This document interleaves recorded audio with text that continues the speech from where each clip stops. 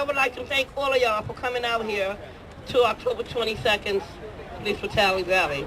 You know, we come out here to remember on March 1st in the Bronx, this cop named Louis Rivera executed my son, Malcolm Ferguson. That's 10 years ago that I've been fighting police brutality. And in memory of my son, I will continue to fight police brutality at whatever cost.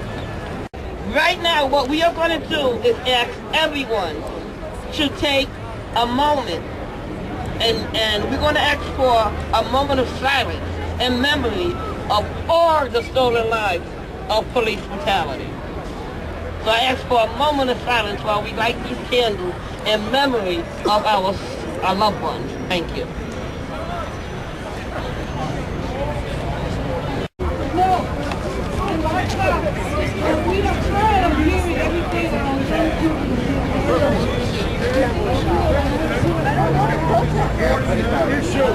I understand, trust me.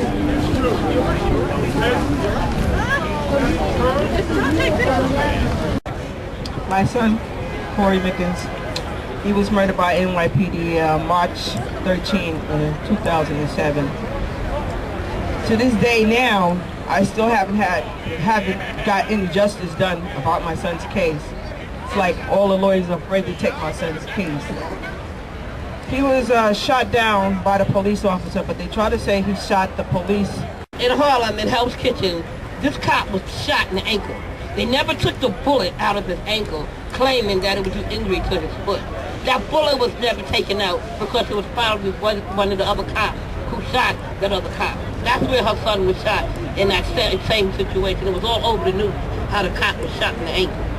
But yet and still, the owner of that restaurant is a police officer. So, ex-police officer. And that's where the problem comes in. One of the problems around Joanne's case. The reality is that the police are murderers. They've been killing us for a long, long time. My son was a 13-year-old honor student when he was gunned down by the police. He was playing an innocent game of cops and robbers with some friends of his.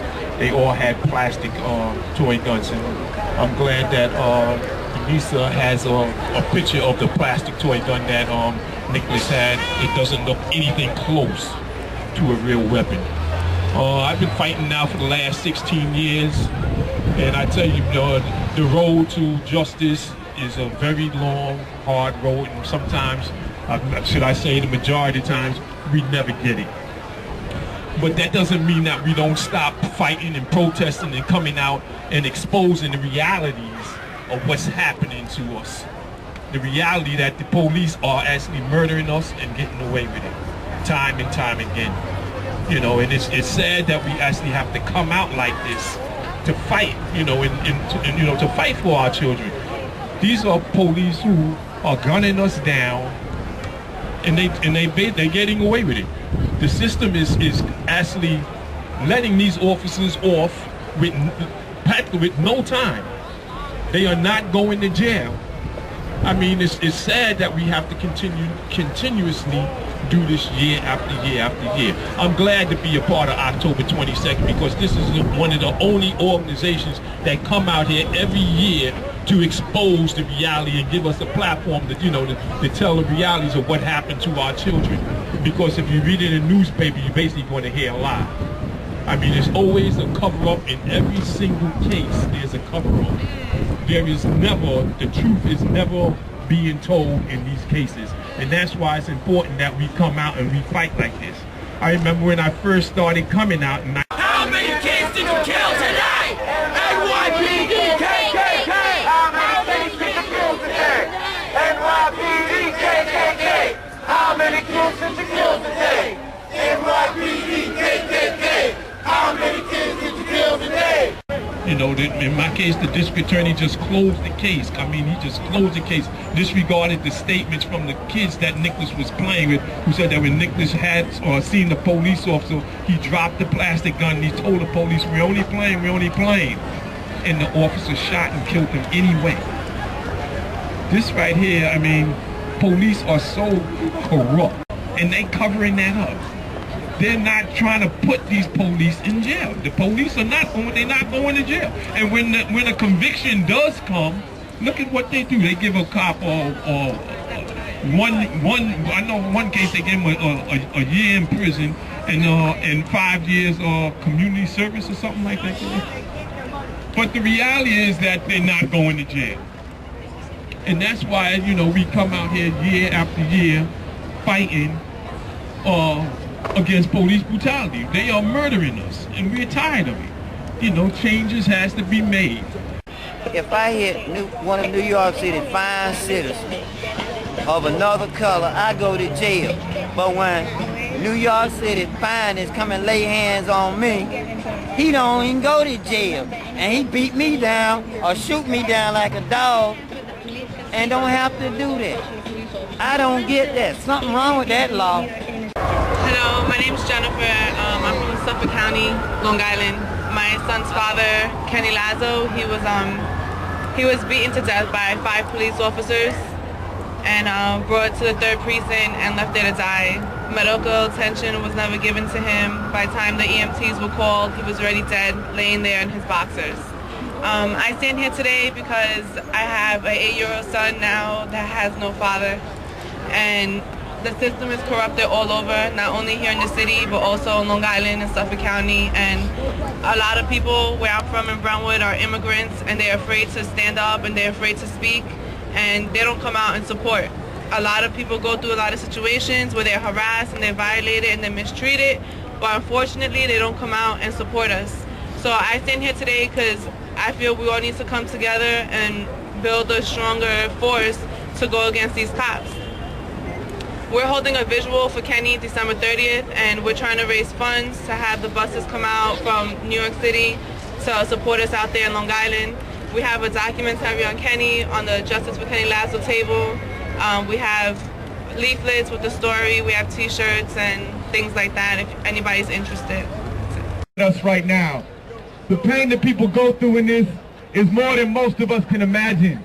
But the strength it takes to stand up and to share these stories and to fight every day is more inspiring, more motivating than anything I can think of. So give it up one more time for all the families out here, y'all. Let them know that you love them. Let them know that you got their backs, that they are not standing up alone. That this is not just their struggle. This is all of our struggles. Because any one of us could have this happen to us. Any one of us could end up as Malcolm Ferguson. Any one of us could end up as Anthony Rosario, as Oscar Grant, as DeAndre Brunston, as any of these lives across the country. My name is Age. I just moved out here to New York from LA.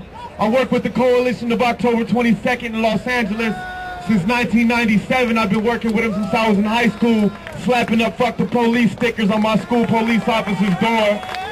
And they pull it off and I slap another one up, you know.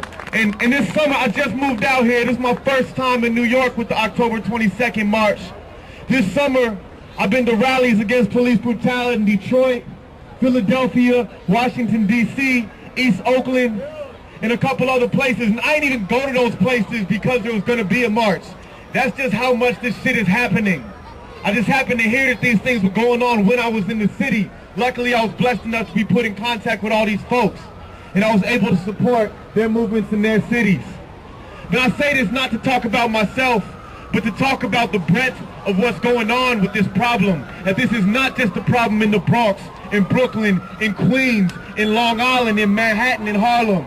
This is a nationwide epidemic of police brutality. We have 7-year-old girls getting shot in the head in Detroit, Michigan, and most of us ain't even hearing about this story. We have a brother being shot in the back while laying on the ground in a subway train in a subway station in front of hundreds of people, caught on video. The first police officer ever put on trial for murder in California history, and most of us ain't heard about that. We got a little girl who they just allowed her to die in Brooklyn since I've been here. We got a brother who just got killed in Watts the other day. We got 3 people who were killed on New Year's last year in different cities, and most of us don't even hear these stories. But today, family, guess what? This is where their stories are given life. This is where their names are honored and remembered and celebrated for the incredible people that they were. Not for the statistics, not for the criminal, not for the less than human being, whatever the system try to make them out to be. When they're the ones who are the criminals, when they're the ones who are taking our lives, making us afraid of going out at night, making it so our families got to tell us when we're little to get in before the lights come on and shit. But you know what? Today, I see police standing out here outside here right now, and guess what? We're here to let y'all know. We ain't afraid of y'all. We ain't afraid of y'all. When we stand united, we must know that we have the power, and this is true to life. We have a book with 2,000 names of people in it who were killed by the police just in the 90s, and since then we documented almost another 2,000 just on our own street efforts. And I say that again to stress the national epidemic of this, but also to stress how we have brothers and sisters across this entire country who are standing with us in this struggle. This is not just the Bronx, this is not just Brooklyn, this is not just the people of New York. This is a nationwide movement. We have brothers and sisters standing up in Chicago, in Detroit, in Oakland, in LA, in Cleveland, in Greensboro, in Raleigh, in Miami, in Seattle, all across the country right now. No justice, no peace.